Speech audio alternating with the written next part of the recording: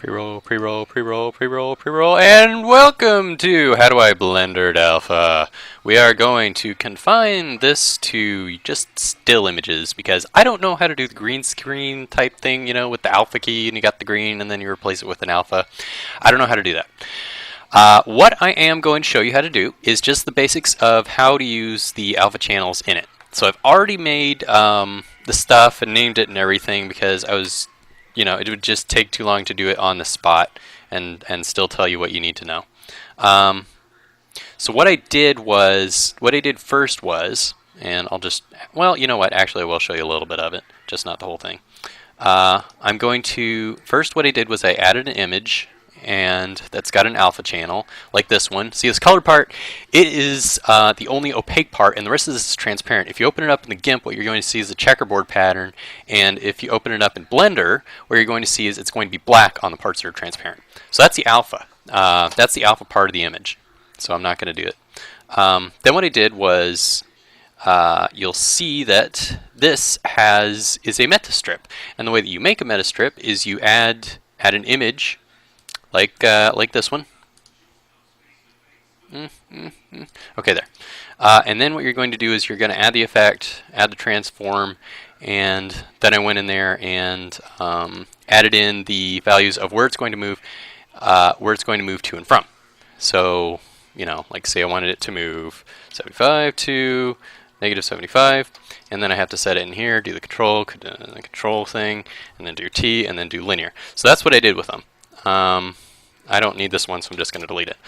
Why did I do that? Okay, I want to show you how to make meta strip. Strip, make meta strip, you can do with M. Then you do make meta strip, and there it is. By the way, have you noticed that you're not really missing out on much when it's at 3 frames per second? Let me know if it is, because then I'll change it back to being 30 frames per second. Alright, so I made one of those with both of these alpha images, and then I tried out each of the different flavors of alpha stuff. And so what this one is doing, this red one, that's the only one that you can see, right? Because Blender doesn't realize that there's another one below it. And it doesn't do it like GIMP, where it just automatically notices that there are multiple layers and that they can see through. You have to tell it first, which is stupid. Blender, fix it. It should do this automatically. It shouldn't have to mess around with all this. It just automatically know that, and it slows down the whole process, and it reduces flexibility. So still need to fix it. I still have the same gripe that I did a month ago. Nobody's fixed it since. So I made 2 of those. This red one is moving from down to up, and this blue one is moving from left to right. No, wait. What am I doing? What am I telling you? It's right to left. Okay. So now you know the basics of what it's doing. I'm going to show you the simplest one, which is the selection order. And selection order is actually very important. That's the only thing that's differentiating. Well, there's multiple things that's differentiating. If we go to add effect, there's alpha over, alpha under, alpha over drop.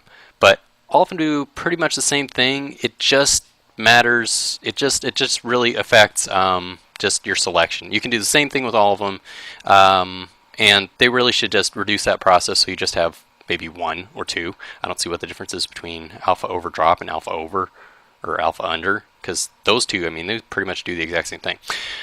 So first one, this is what happens when you select the bottom one and then the top one and then add alpha over.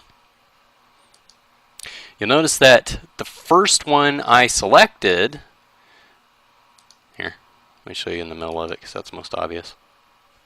The first one that you select the last one that you select will be the one that is over.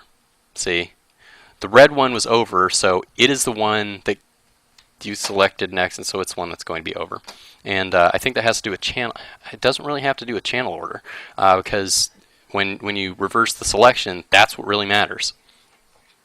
I mean, I guess it matters some. I don't know. That would add like another, let's see, two probability things to it, which would make it even more confusing. So yeah, thanks for making it so hard to use. H to hide stuff. This is what happens when you do top to bottom.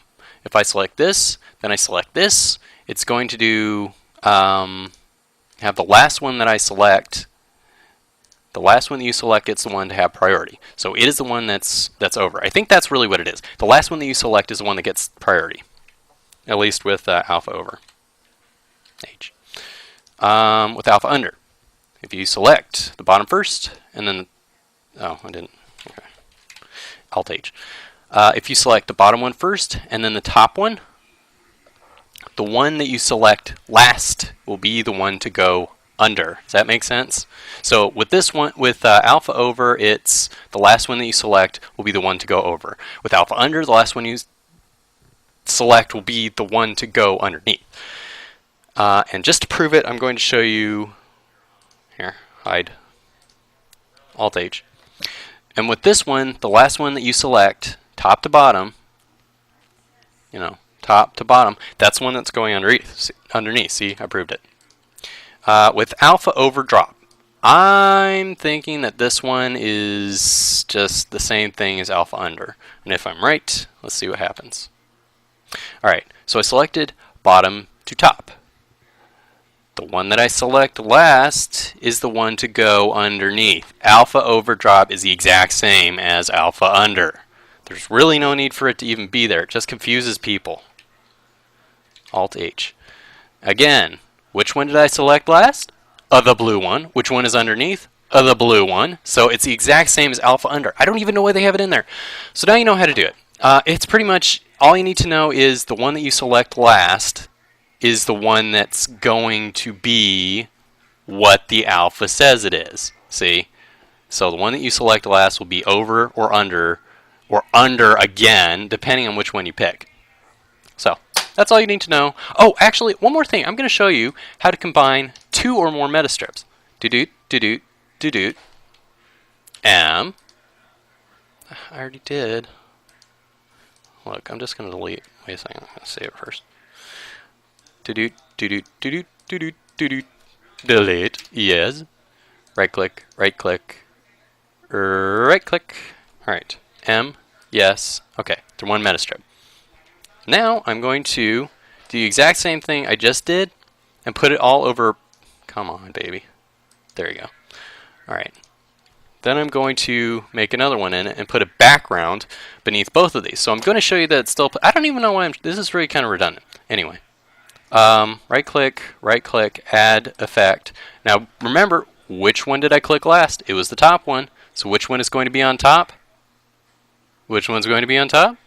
I'm not going to do it like that. I want it to be beneath it. So I'm going to click alpha under. Ah, I messed up. Okay, that was wrong. Which one did I click last? The top one. Which one's going to be underneath? Yay! See, it works. What is that? Where did the effect even go? No, what? No. I don't even see it. Okay, whatever. Video over.